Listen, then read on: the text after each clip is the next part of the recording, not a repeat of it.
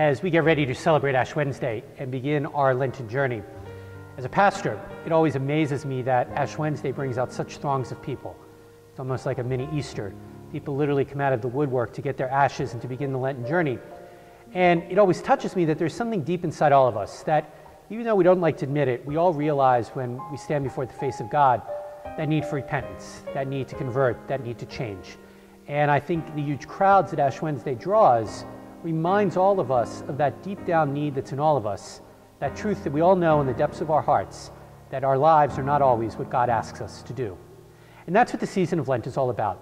It's a time to make that into a reality, a time to not just get dirt on our forehead, a time not just to do the outward signs, but much more importantly, a time to turn our lives back to God. There's a beautiful line in the prophet Joel from the first reading on Ash Wednesday we hear every year that says, "Rend your hearts, not your garments." And as we begin the season of Lent, that's really the theme I'd like to bring to you, to change our hearts. It's when we change our hearts that we change behaviors. It's when we change our hearts that we learn to pray more. It's when we change our hearts that we learn to draw closer to God.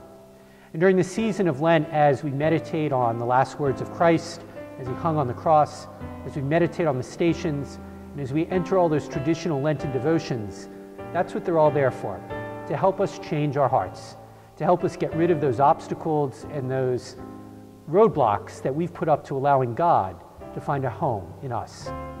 As we begin our Lenten journey, that's the challenge for all of us, to change our hearts.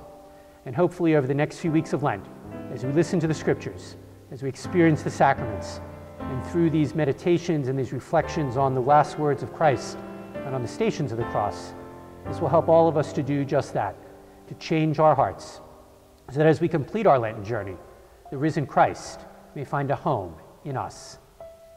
Not a sermon, just something to think about.